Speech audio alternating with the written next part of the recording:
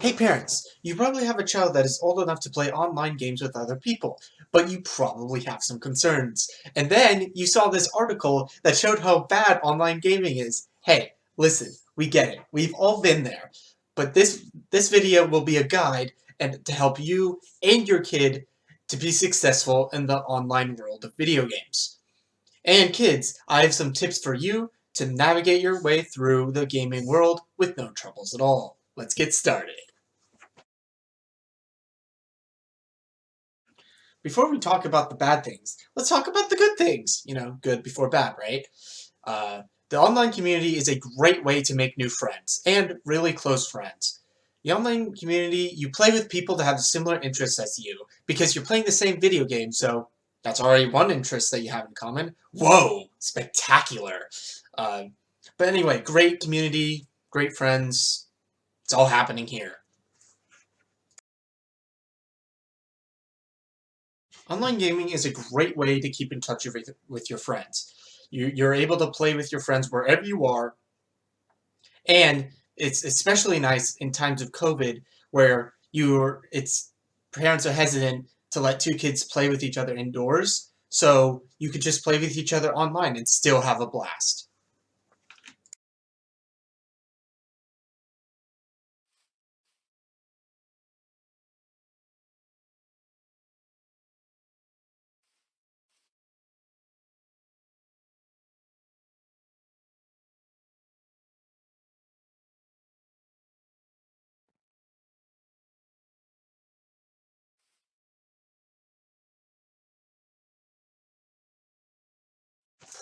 Some of you may not know this, but video games can actually be educational. Wait a minute, stop right there. Did he just say video games can be educational? Yes, I did, and here's why. Video games can teach you lots of life lessons. For example, Minecraft, a sandbox game. Minecraft can teach you creativity, teamwork, and strategy. In fact, I have an example for you. Check it out. Hello, I am in a Minecraft world showing how video games can be creative, and Minecraft is one of the best games to show this. So as you can see, I made a really bad house here, but if I go into the house, I made a table and with a flower pot in it with a flower. And for some reason, the pot is above the table floating like that. We don't ask questions, but we have a bad TV here. I started putting some carpet down, and as you can see, the floor is dirt, right? No one really wants a dirt floor, so what if we change that into diamonds? And see, it's a much better floor, and you can build whatever you want. It's just some games are also like this, and you just use your imagination, and there's no limits. So I am in the most popular Minecraft server, Hypixel, and basically a ton of people have been working on this. This is just the main lobby, but I wanted to show you what better builders besides me could do. So like this is just a giant house here. This is just a giant telescope or whatever it is, hot air balloon. Look at these giant houses, like holy cow! Like there's just some crazy stuff of what you can do here. And then over here is just a giant pirate ship, and then this is the last thing I'll show you. But it is just crazy how much you really can build in this. Here's another fact for you. Video games help improve hand-eye coordination. There's actually been a huge study that video games help surgeons become better at their jobs. This is crazy. I just learned about this too, and this is pretty cool. You should check it out.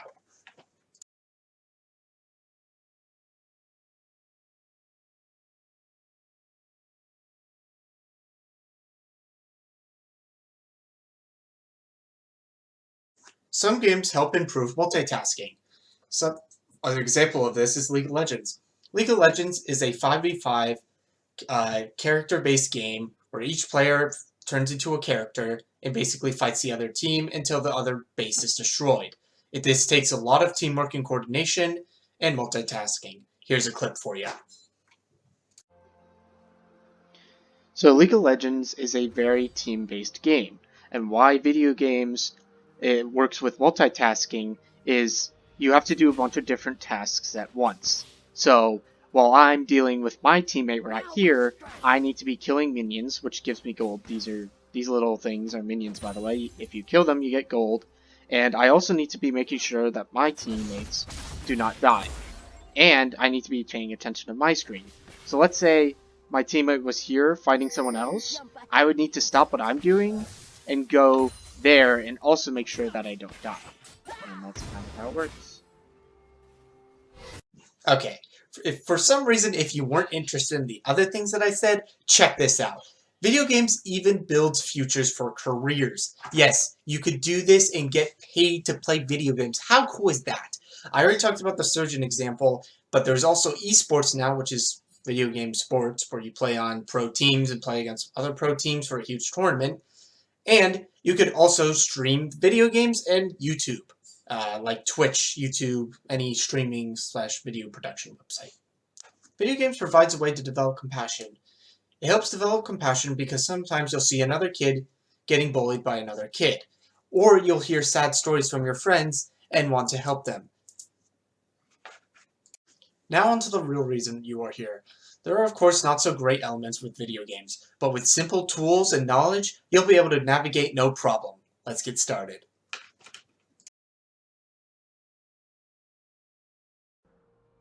Here's a giant list of all the bad qualities. Have fun reading this.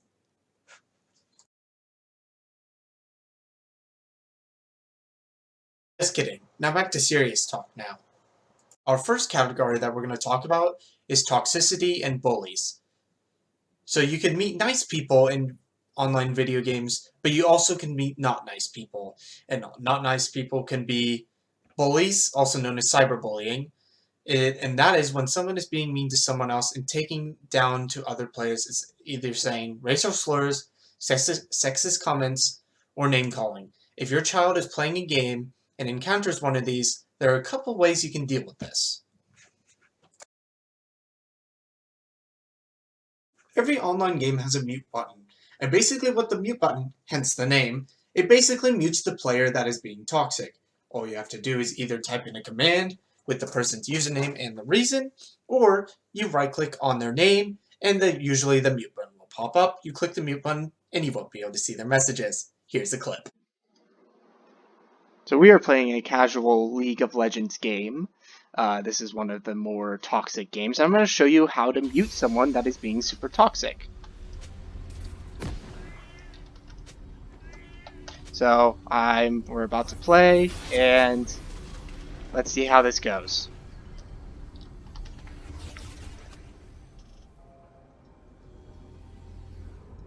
You're playing a casual League of Legends game, ready to go in. Oh, nope, he's being super toxic, so now I got to mute him. And there you go. So you go up to the red corner, you see this button here, you click it, and now you can't see his messages. And that is how you mute someone. Okay, the next strategy isn't always successful, who knows why, but it's the report button. So if you encounter someone that is being toxic or being a bully, here's what you can do. So, like the mute button, there should also be a report button. For some games, you type in a command with their name and why they're getting reported, or like the other thing I said, you right-click on their name, you report them, and you give a reason why. And either you check off boxes or it's an open free response. And the reason they don't always work is because for some reason the staff, I guess, don't look at them, or they just don't get accepted and they only look for certain key factors. But if the person's being very toxic, I would try it. Can't hurt. Hello, I'm going to show you how to report someone if someone is being toxic. Now, like I said before, this method doesn't always work, but, it's worth a try. Honestly, so these are just some random people. So I wanted to play this role. You're not going to get any of this. But let's say this person was being toxic. So you report him, and that is one of the main methods of reporting. There's a lot of different ways. Some games you need to put in a command. Other ones you just find the report button. You right click on their name and you report them. That's kind of it. Cyberbullying can be a teaching opportunity for you as a parent. Bullies bully because they are unhappy about something with their lives. It's not personal, it's never about you, they just take it on you, and it's about their life. You can remind your child if they encounter a bully, they are in charge, not the bully, and they can use a couple of these steps to get rid of them and not deal with them.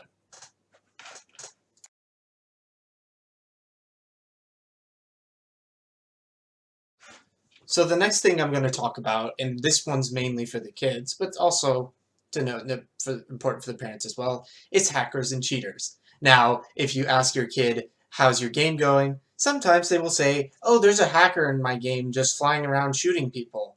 Yeah, that happens sadly. But anyway, hackers, or hence the name, cheaters, they basically cheat the game and they do some sort of different hacking and they insta-win.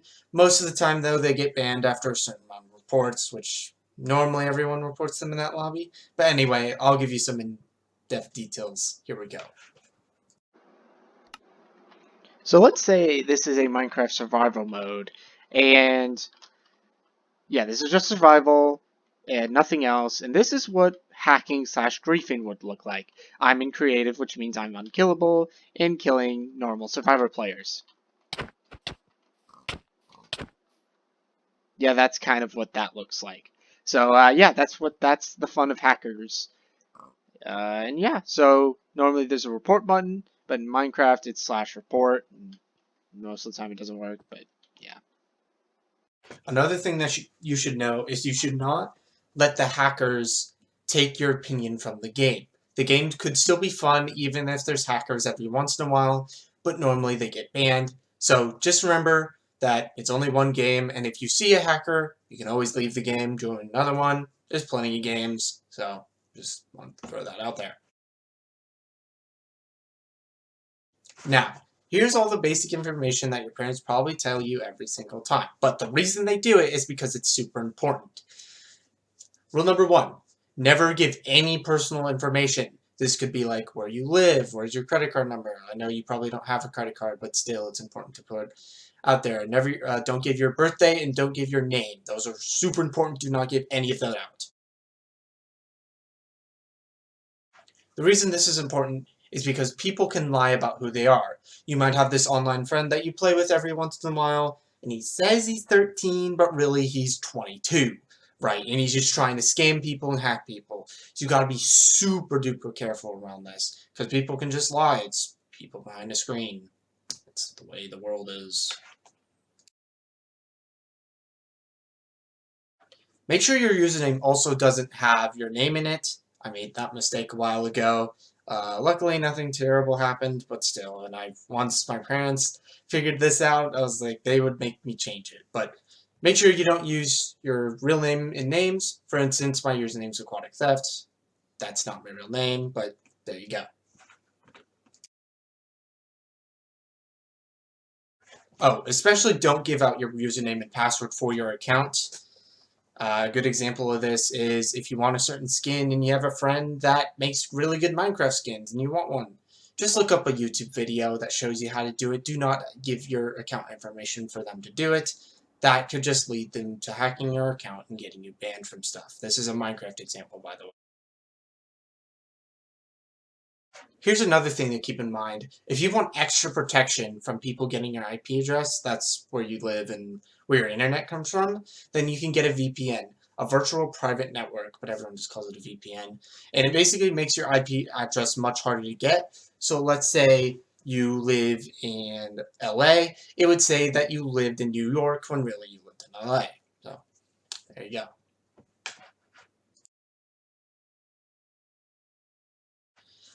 Another topic I'm going to talk about is sexism in gaming. Sadly, this is a thing. Women do have a harder time in gaming communities because they are treated much, much worse. It's super sad. And all of the above rules apply. However, it can be super hard for a female gamer. But there are more and more female developers now, making the female community grow and grow. So hopefully over time that this won't be such an issue, but it is pretty bad, so I just wanted to let you know. That kind of thing. Finally, I'm going to talk about the game itself. The games can definitely be addicting and super fun, but you gotta make sure you're not playing too much, and you gotta make sure that you set boundaries for your kids. And kids, make sure you're not on the game 24/7, because that's bad. And you need to be doing other things besides melt your brain. Yes, it can happen. Not literally, but you know what I mean. Here's the thing about in-game purchases. Most games have in-app purchases or in-game purchases that you can purchase like coins, and you can buy special things. Like in Fortnite, you can buy gun skins, and League, you can buy skins for characters, blah blah blah blah.